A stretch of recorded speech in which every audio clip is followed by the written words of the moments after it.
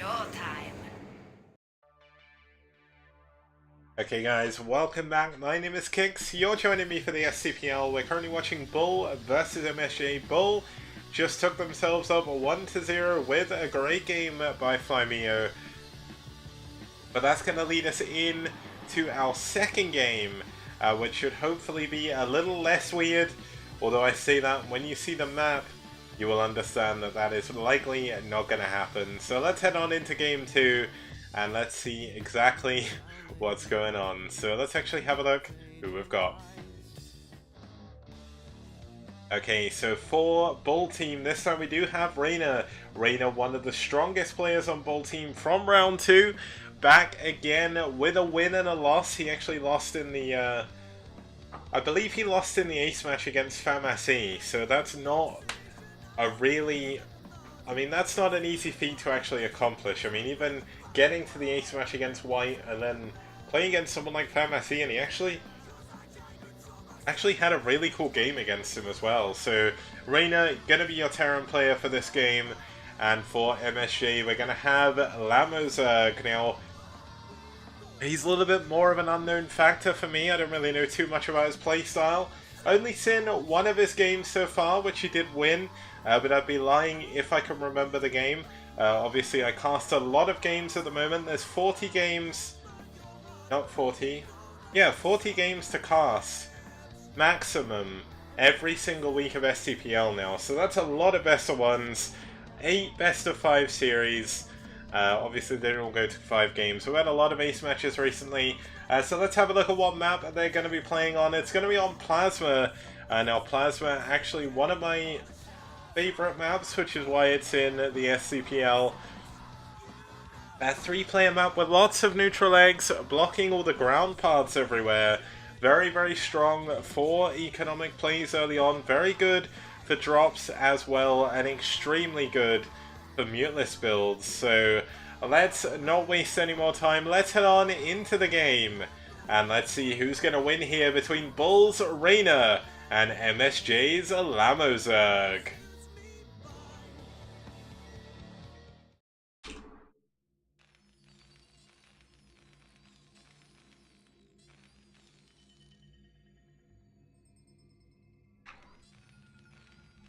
Okay, starting us off here down in the bottom left position, we do have the Red Terran fighting for BuLL, currently up 1-0 in the series. It's going to be Raynor.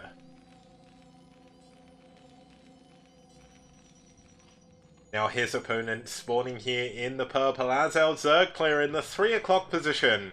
We do have for mSj, it's lamozerg.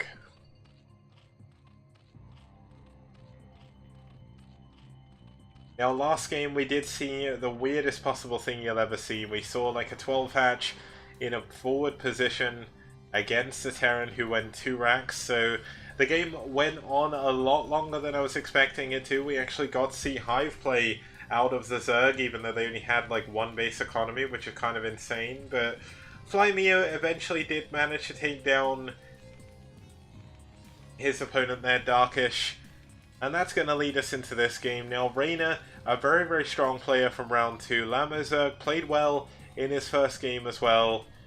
So I'm kind of looking forward to seeing exactly how this is going to be playing out. Obviously, very, very good for airplay, just because there's not really too much you can do on the ground to counter that early on. Which also means it's very good for a 12 hatch, which looks like is exactly what we're going to see out here from lamozerg. lamozerg actually needs to go up here with his drone, going to be putting that down. And it looks like we could see a relatively normal build here coming from Raynor. Now Raynor does have the option of going for a very quick 2-port Wraith. That's a very, very strong option on this map. You see the usage of those 2 minerals there to glide your workers through the Zerg eggs. Now, it may look quite daunting, but it's actually easy to do. If you've got vision over some minerals and you right click on them with a working unit, it doesn't matter where you are on the map, as long as you have vision, if you right click on a mineral, your workers will lose all collision, which means they can pass through units, neutral buildings, well not neutral buildings, but neutral eggs, Neutral buildings have a little bit of weird property, but eggs count as units basically, so you're able to phase through them. And we're actually going to see lamozerg go for a 12 pool after this with this gas. So he's not going to go into 3 hatch before pool or anything crazy like you can do on this map. 1 Rax fast expand coming in from Raynor though. Raynor should be going into his gas pretty quickly afterwards because there's not really too much you can do early on with Marines without dropship. So if you tuned into the STPL on Monday, you would have seen an all-in coming in from... Oh, it was someone who I remember. It was Cold, I think it was, against CRBT. No, it was CRBT against somebody. Either way, it was the ZBP, and it took a million years for Lings to get through the eggs. So Marines very much have the same problem. Now, the Marines are going to do a good job of pushing this Overlord back, so the Overlord not really going to be able to scout too much. This Overlord going to find the Ursadon pens, one of which you can find in the 9 o'clock position, the 2 o'clock position, and the 5 o'clock position. Not that that's really too important to the game, but the SCV going to scout that this is going to be 2 hatch layer. Now, unlike the game we saw just now, I imagine this will be for 2 hatch muteless play. And now Raynor is actually pretty well versed against mutas with his bio control. But is he going to stick to bio, or is he going to go into mech? Mech a very, very strong option on this map. Very difficult for ground armies to get to you early on, so Goliath, sort of 5 factory Goliath, also very, very strong on this map. You can get your second gas really early. Now, the one thing that makes me think we won't see that is we do see that Raynor has expanded to the gasless mineral-only base as is natural, so going to be a little bit safer to hold against muteless because everything is kind of a little bit tighter together. And he is going to stop the muteless from getting down into this really annoying position here by having turrets sort of here, and he'll be able to have turrets up here and here as well to block them from going in. But it looks like the SCV going to try and move in again and scout. Now I believe this is going to be a Spire, which it is, so it is going to be 2 hatch muteless play. And now is Raynor going to be able to scout that the second gas has been taken? I did see his SCV coming back here. Looks like the Lings have given up chase 4 now, doesn't want to get his main scouted just yet, and now a drone is going out to this high ground third base possibly, and that is a very, very strong option for the Zerg to take early on. Now +1 attack is coming on in the engineering bay. They're going to have an academy for stim and range as well, so Raynor kind of playing this out a little bit early, like you would do any other map. Now, that's not necessarily a bad thing. Terran don't really look to put too much pressure on super early game anyway. Sometimes you'll see like 4 Marines move out or something. But realistically, it's all about powering as Terran early, and that's exactly what this map allows you to do. Now, lamozerg is allowed to power behind this as well. You can see him immediately going into a 3rd hatchery. At a 3rd base. This is going to have gas as well, so that will unlock his hive tech a little bit quicker for him. Don't really have to worry about any ground forces coming in for that. Now, we do have missile turrets already in play by Raynor, so Raynor is incredibly ready for these muteless when they come in. And I mean, I always feel like he's overbuilding turrets at this point, but when you know you're up against the 2 hatchery muteless play, you're going to want to get a lot of turrets. But the thing is, this isn't an all-in. This isn't the form of 2 hatch muta where you stay on low drones, you don't build a 3rd hatchery, you just keep building mutas until the opponent dies. This is a muteless player who's going to be going into a 3rd hatchery, into hive behind this as well. Now, it looks like the Marines and the turret's going to be enough to push away lamozerg for now. But realistically, lamozerg isn't too worried about doing that much damage early on. Of course, the Terran player sat pretty on his 2 bases, going to be going up to 3 racks, which isn't that much bio early on.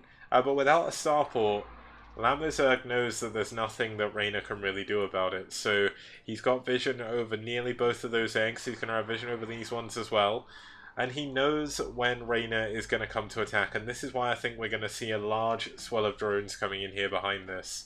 Now, there are going to be more and more muteless added on until he has a full control group at least. And now, of course, he does have the option of going for like a 2 control group muteless play, but I think we're likely just going to see him, knowing that there's so many turrets, just start to really drone up behind this. And that wouldn't necessarily be a bad thing. Raynor, of course, going to be going into his tech around the back. Actually,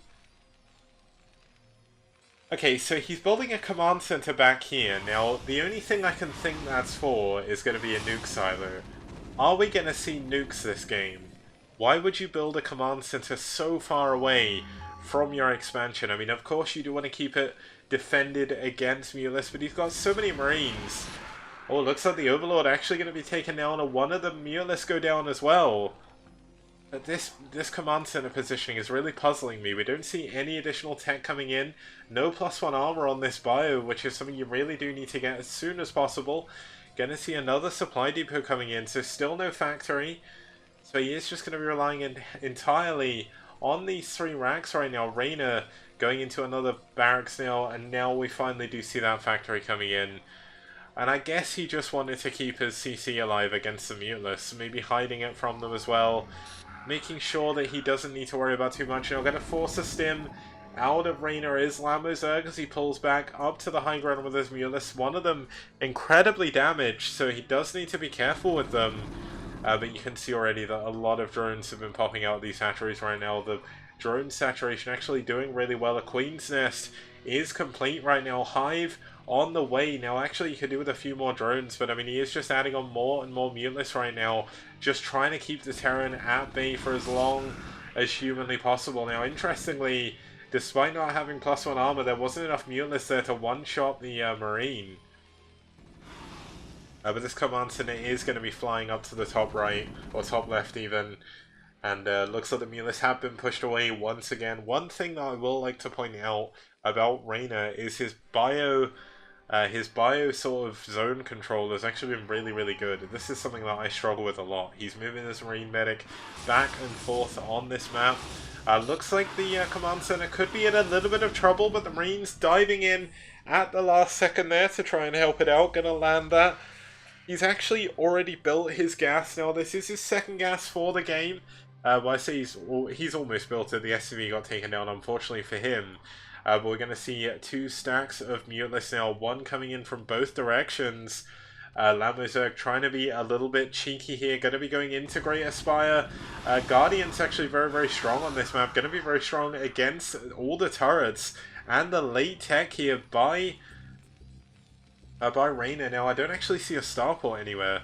That's because they're both back here behind this part of the base. Now, we should see a science facility coming up very soon as well. Now, he can actually go in to double race. Now, it looks like he has scouted the fact that there's a Great Aspire. Or maybe not. He's actually cancelling the wraith and going to be lifting it up, moving it to build another control tower so he can hide the wow, a 3rd starport. So he definitely saw this Great Aspire morphing in, and he is going to be using triple port wraiths to try and deal with it. Now, this is a very strong option. Oh, this was a little bit of a mistake there by lamozerg, cancelling a lot of morphing Guardians. I mean, that's going to be a lot of lost mining. Now, there isn't actually going to be any Devourers here either, so looks like Raynor did scan again, sees that there is a hatchery up here. Now, of course, he does have 3-port Wraith on the way, Cloak on the way as well. Gonna see a 5th Rax being added on here, Science Facility finally being added on in the main as well, but just look at how many Guardians there are. Look how majestic these purple Guardians actually look. Now, just to zoom out slightly, you can see that a lot of the units here going down by Raynor already. The turret's going immediately down. Now, Raynor does have a large amount of 1-1 bio now, but Guardians do so much damage. Does need to be careful with the Guardians though, losing a couple of them, but there's just so many. There's more than 12 Guardians here. This is insane. And look how quickly all the bios died, so it's going to be nothing but these cloak wraiths here to try and deal with this. But how much damage is Raynor going to have to take from lamozerg before we get to this game, or the conclusion of this game? Wow, this is so much damage. We're going to have Devourers coming in here behind this as well. But Raynor has taken an obscene amount of damage at this point. It looks like Irradiate has finished up at the Science Facility, but he's lost his barracks. He's losing his extra barracks. We do have 4 Wraiths coming in here. That could be enough to clear the Guardians. But is there any Overlords anywhere nearby? No, there isn't. There's actually no Overlords. So these Wraiths gonna have Guardians for breakfast right now. So many dead Guardians, but there's Devourers here attacking the command center as it lifts. More and more Guardians being taken down. The Wraiths going to be running out of cloak energy, so need to kill as many as possible before the Devourers come in. And he does manage to clear all the Wraiths or the Guardians for now, but for how long? Scourge coming in. Looks like we do have a big amount of bio moving in from the top. Going to be able to take down the... gonna take down the Scourge at least, so that's gonna keep his Wraiths alive. But does he have Restoration? If he gets Restoration, he can actually clear off the Acid Spores. That's kind of an important spell to use late game against Zerg if they're going Devourers. But it does take a lot of APM to do. Now it looks like we are gonna have more Guardians being morphed here at the front. Gonna look to do a little bit more damage. The Wraiths heading up the top to try and take down this base. Obviously, I mean, they're going to take forever to kill this, so he's going to have to take down the drones. He doesn't even have enough Wraiths to one-shot a drone yet, so that shows how little ground or air-to-ground damage to do. It's only 8. So he's going to be here for a while now. We're going to have a big swell of Scourge coming up here now. How is Raynor's Wraith control? Oh, nice. Very nice cloak there. Going to be able to take down all of the Scourge and go back into attacking those. Actually going to cancel the cloak. Very strong moves by him. But there's more more Guardians coming in here. They're going to take down yet another engineering bay. And more depots going to go down as well. Now there is a lot more bio here once again. So these Guardians going to be able to stay, or going to be able to push those back just a little bit. But these Wraiths going to be coming in here from both sides. Now we do finally have some Overlords here, but these Guardians are going to be dying so quickly.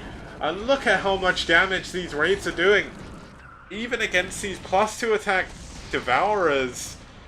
I mean, one of them very close to death. This is a lot of Acid Spores to be having on your Wraiths, but realistically, there's nothing else that Raynor actually, or lamozerg actually has to deal with this. He's actually going into Spore Colonies at his bases now to try and deal with the Wraith threat, as he doesn't feel like he has anything. And Raynor, meanwhile, does have his third base mining now. His SCV count looking pretty healthy. Adding on some more supply depots. Should be seeing some vessels coming in here soon by him as well. But he knows he's in a good position with the Wraiths. Actually cloaking against... he must have been decloaking. No, that's definitely cloaked. So, cloaking against the Spore Colony. Not exactly the best thing you can do. But he is going to pull back to his base at least to gain some energy, get a couple of repairs off on his units. Now this is going to be the big power play by Raynor. He knows he's killed a lot of these units, and he is going to go for a big swell of dropships. Now we do have Muteless here. We've got 2 Guardians, which aren't going to be able to do too much, and these Wraiths are going to be able to clear the path for these dropships to come in. How exactly is lamozerg going to do or deal with this? He doesn't actually know it's coming, and this is a very difficult situation. He's got nothing on the ground. There's no anti-ground units here, and this is going to be a big deal for Raynor as he drops 4 full dropships of Medic Marine. GG! lamozerg, losing too many air units throughout the course of that game, is finally going to be taken down in the 15th minute to a big bio drop. So well played by Raynor. I genuinely thought that they would actually be a little bit closer there. I thought that lamozerg actually had a chance of taking that game, but unfortunately it didn't work out. So that's going to put BuLL up 2-0 against mSj, and that already proves that BuLL are doing a much better job this season, this round even. Damn it, Rapid, you've rubbed off on me on the wrong way. But either way, we're going to go into a quick 5-minute break to just rest my voice, and we'll be back for game number 3, so don't go anywhere. See you guys very soon.